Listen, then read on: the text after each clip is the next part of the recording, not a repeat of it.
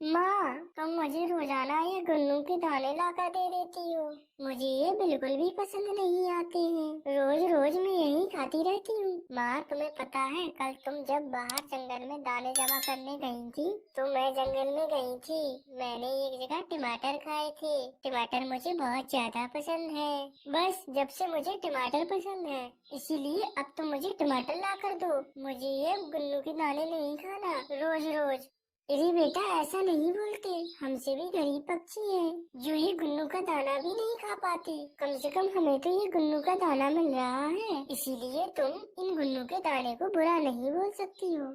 ये गन्नू के दाने और लोगों के लिए बहुत अच्छे होते हैं। बस कोमल चिड़िया की बात मीनू चिड़िया समझ जाती है और फिर वही गन्नू का दाना उदास होकर खाने लगती है। लेकिन कोमल चिड़िया भी अपनी बेटी मीनू चिड़िया की हर ख्वाहिश पूरी करती थी। वह अपनी बेटी का ऐसा उदास चेहरा नहीं देख पा रही थी, इसीलिए अब कोमल चिड़िया जंगल में जगह जगह जाकर टमाटर की खेती ढूंढ रही होती है। काफी देर ढूंढने के बाद अब आखिर कोमल चिड़िया को एक जगह पर टमाटर की फसल दिख जाती है। फिर क्या था, कोमल चिड़िया झट से आकर टमाटर की फसल के पास आकर बैठ जाती है। अरे, जरूरी है टमाटर की फसल किसी पक्षी की होगी, लेकिन यहाँ पर तो कोई भी पक्षी नहीं दिख रहा है जिससे मैं पूछकर ये टमाटर ले सकूं।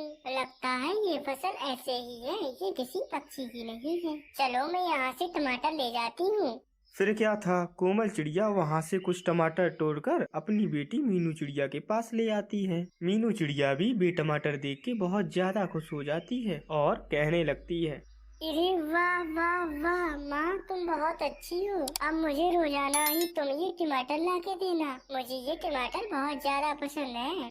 वह टमाटर की फसल एक बहुत ही अमीर कालू कौवे की थी। वह कालू कौवा अमीर तो था लेकिन साथ साथ बहुत ज्यादा आलसी भी था। वह अक्सर अपनी टमाटर की फसल पर बिल्कुल भी नहीं जाता था और ऐसे ही उसे छोड़ देता था। बस फिर अब क्या था, रोजाना कोमल चिड़िया वहाँ से कुछ टमाटर तोड़ा करती थी और अपनी बेटी मीनू चिड़िया को दे देती थी। अब एक दिन कोमल चिड़िया उस टमाटर की फसल से टमाटर तोड़ रही होती है, तभी कालू कौवा पीछे दरख्त पर बैठा हुआ सब कुछ देख लेता है। अरे, मैं यहाँ पर अपनी टमाटर की फसल देखने नहीं आ पाता तो यहाँ पर तो चोर उचक्के आ गए हैं। मैं इन चोर उचक्कों को नहीं छोड़ूंगा। अभी देखो मैं इसको मार डालता हूँ।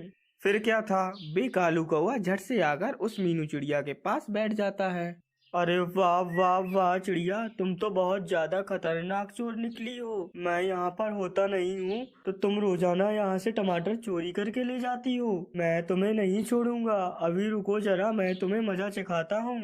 अरे नहीं नहीं कौवे भैया, आप मुझे गलत समझ रहे हो। मैं चोर नहीं हूँ। मेरी बेटी को टमाटर बहुत पसंद है, इसीलिए मैं यहाँ पर टमाटर लेने आई थी। जब भी मैं यहाँ पर टमाटर लेने आती थी तो यहाँ पर कोई भी पक्षी नहीं होता था, तो मैं यहाँ से ऐसे ही टमाटर ले जाती थी। मुझे क्या पता था कि इन टमाटरों का कोई मालिक भी होगा। मुझे माफ कर दीजिए कालू कौवे जी।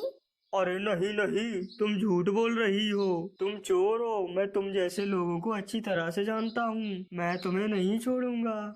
फिर क्या था, कालू कौवा गुस्सा में आकर उस चिड़िया की खूब धुलाई करता है। कोमल चिड़िया बहुत कमजोर सी थी, इसीलिए कोमल चिड़िया की मृत्यु हो जाती है। मीनू चिड़िया भी अपनी माँ के पीछे पीछे कालू कौवे की टमाटर की फसल पर आई थी, इसीलिए मीनू चिड़िया भी सब कुछ देख लेती है। मीनू चिड़िया अभी बहुत ज्यादा छोटी थी, वे कालू कौवे का कुछ भी नहीं कर सकती थी, इसीलिए वे अपनी घर में आ जाती है। दिन पे दिन अब वह कालू कौवा बहुत ज्यादा आलसी होता जा रहा था। अब तो कालू कौवे ने बिल्कुल भी अपनी फसल पे जाना छोड़ दिया था। फसल को बराबर पानी ना मिलने की वजह से वह सारी की सारी फसल खराब हो जाती है। फिर क्या था, धीरे धीरे कालू कौवा अपनी बेवकूफी की वजह से गरीब होने लग जाता है। उसके पास भी अब खाने तक को कुछ भी नहीं हुआ करता था। अब मीनू चिड़िया भी काफी बड़ी हो गई थी। उसने कालू कौवे के घर के पास ही अपनी टमाटर की फसल लगा ली थी। वक्त के साथ साथ अब कालू कौवा बहुत ज्यादा बूढ़ा हो गया था। अब उसकी हिम्मत ना थी कि वह जंगल में दूर दूर जाकर दाना जमा कर सके और फिर उसे खाकर अपना पेट भर सके। फिर एक दिन कालू कौवा अपने घर के करीब ही मीनू चिड़िया की टमाटर की फसल देख लेता है। टमाटर की फसल कालू कौवे के घर के बिल्कुल करीब थी, जिसके कारण अब कालू कौवा रोजाना ही वहाँ से टमाटर खा लिया करता था। फिर क्या था, एक दिन वह मीनू चिड़िया कालू कौवे को रंगे हाथों पकड़ लेती है और उससे कहने लगती है,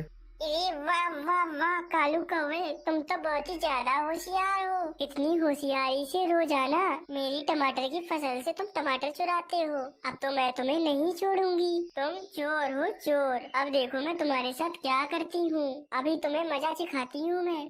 फिर क्या था, कालू कौवे को अपनी पुरानी बात याद आती है कि किस तरह उसने कोमल चिड़िया के साथ भी ऐसा ही किया था। बस फिर क्या था, अब वो कालू कौवा उस मीनू चिड़िया से माफिया मांगने लगता है।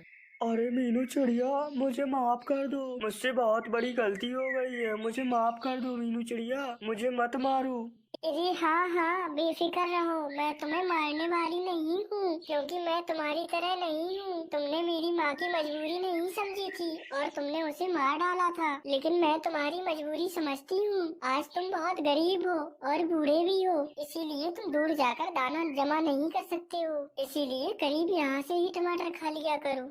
प्यारे दोस्तों, ये कहानी एक अंगपुर नामक जंगल की है, जहाँ पर एक बूढ़ी कोमल चिड़िया रहती थी। कोमल चिड़िया का एक आम का बाग था, लेकिन कोमल चिड़िया बहुत ज्यादा बूढ़ी हो चुकी थी, जिसके कारण वे अपने बाग का ख्याल नहीं रख पाती थी। इसीलिए वे फैसला करती है कि वे अपना बाग बेच डालेगी। उसी जंगल में एक मीनू चिड़िया और उसका दोस्त मानव चिड़ा भी रहते थे। मीनू चिड़िया और मानव चिड़ा के बीच में काफी गहरी दोस्ती थी। उन दोनों को अभी ही पता चला था कि कोमल चिड़िया अपना बाग बेच रही है।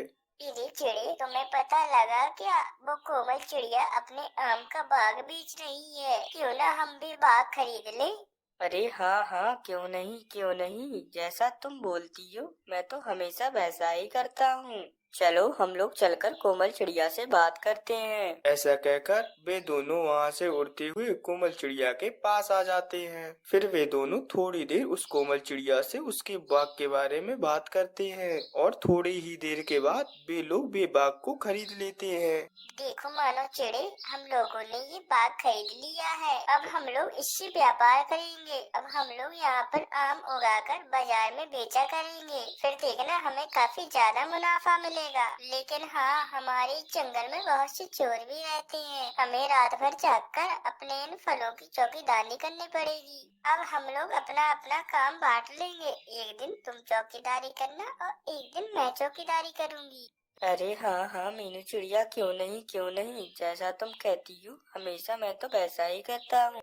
फिर ऐसे ही पहली रात मीनू चिड़ी अपने फलों की चौकीदारी करती है। पूरी रात मीनू चिड़िया जागकर अपने आमों पर नजर रखती है। इसी तरह अब अगली रात मानव चिड़ा की चौकीदारी करने की रात होती है। मानव चिड़ा थोड़ा सा आलसी था। मानव चिड़ा कुछ देर तक तो चौकीदारी करता है, लेकिन थोड़ी ही देर में उसे नींद आ जाती है और वह सो जाता है। मानव चिड़े के सो जाने के बाद उस बाग में एक कालू कौवा आता है और भी कालू कौवा वहाँ से आम चुरा कर ले जाता है। सुबह होने पर जब मीनू चिड़िया अपने बाग में आकर देखती है तो उसे अपने बाग में कुछ आम कम दिखते हैं। मानो चिड़े, ये क्या हो गया है? ये आम कहाँ पर चले गए? क्या तुमने रात में चौकीदारी नहीं करी? अरे नहीं नहीं, मैं तो पूरी रात चौकीदारी कर रहा था, ऐसी कोई बात नहीं है मीनू चिड़िया। अच्छा, जब मैं चौकीदारी कर रही थी तो उस रात तो कोई भी आम चोरी नहीं हुए। आज ऐसा क्यों हो गया है? इसका मतलब रात में तुम सो गए थे। फिर इसी तरह उन दोनों के बीच बात बहुत ज्यादा बढ़ जाती है। वे दोनों आपस में लड़ पड़ते हैं। फिर वे दोनों फैसला करते हैं कि वे दोनों अपना अपना व्यापार अलग अलग करेंगे। फिर अगले दिन मीनू चिड़िया अपने कुछ दरख्त से आम तोड़कर टोकरी पर रखकर बाजार में बेचने के लिए जाती है। मीनू चिड़िया को आम बेचने के लिए ले जाता देखकर मानव चिड़ा सोचने लगता है, अरे ये मीनू चिड़िया तो आम बेचने ले जा रही है, लेकिन ये तो बहुत ही कम आम लेकर जा रही है। अब देखना मैं अपने सारे के सारे आम तोड़कर एक रेहड़ी में लेकर जाऊंगा। देखना मैं सारे के सारे आम एक ही दफा में बेच दूंगा। फिर ये मीनू चिड़िया मेरा मुंह ही देखती रह जाएगी। यही सोचकर मानव चिड़ा अपने सारे के सारे आम तोड़कर एक रेहड़ी पर डाल देता है। मीनू चिड़िया एक टोकरी में आम लेकर बाजार में बेचने आई होती है और मानव चिड़ा पूरी आम से भरी रेहड़ी लेकर बाजार में खड़ा होता है। मानव चिड़े की रेहड़ी अभी नई नई लगी थी, जिसके कारण मानव चिड़े के आम अभी नहीं बिच रहे थे। दूसरी तरफ मीनू चिड़िया ने तो अपने कम ही आम तोड़े थे, जिसके कारण थोड़े बहुत आम तो मीनू चिड़िया के आराम से बिच गए थे। मानव चिड़े के आम न बिकने के कारण धीरे धीरे खराब होते जा रहे थे। फिर क्या था, मानो चिड़ा अपने सड़े हुए आम को देखकर उसे एहसास हो जाता है। अरे ये सब मेरे आलसीपन की वजह से हुआ है। मैंने ये सोचा मैं सारे आम एक ही साथ तोड़कर एक ही साथ बेच दूंगा, रोज रोज मुझे मेहनत नहीं करनी पड़ेगी। लेकिन आज मेरे सारे आम सड़ गए, वो भी सिर्फ मेरी आलसीपन की वजह से। और तो और मेरी ही गलती थी, मैं ही रात में सो गया था जिसके कारण आम चोरी हुए थे। फिर भी मैंने मीनू चिड़िया से लड़ाई कर ली।